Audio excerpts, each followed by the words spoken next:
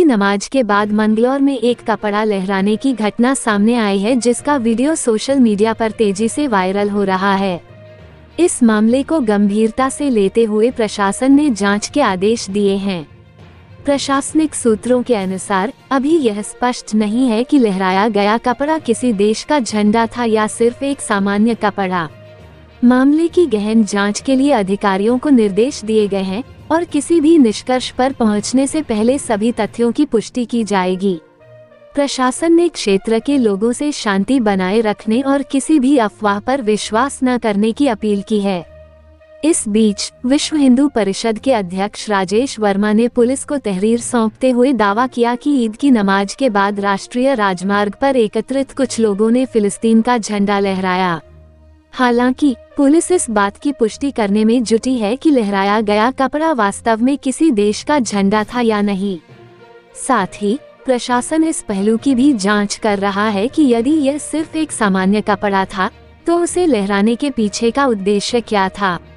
SP देहात शेखर चंद्र सुयाप ने बताया कि पुलिस के संज्ञान में आया है कि नमाज के बाद कुछ लोगों ने एक कपड़ा हवा में लहराया था, जिसकी शिकायत भी पुलिस को मिली है, जिसकी जांच कराई जा रही है।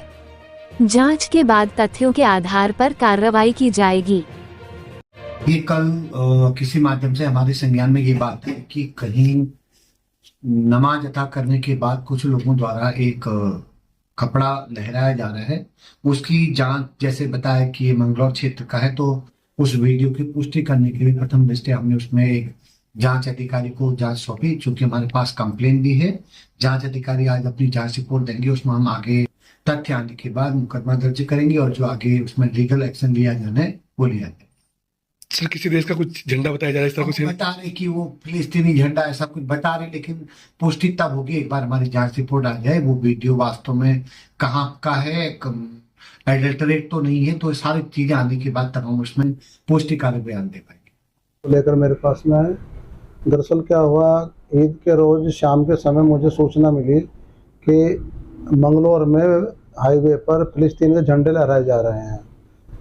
अब चूंकि यही घटना सेम डे सहारनपुर में हुई थी, हमने सोचा कि सहारनपुर की घटना हो सकती है। हमने इसका पर संज्ञान लिया, जानकारी हासिल की, तो हमें पता चला कि ये हमारे मंगलौर की घटना है। जब हमने मौके पर जा कर के देखा तो वो सब लोकेशन जो उसमें दिखाई दे रही थी वो सब हमें पता चला।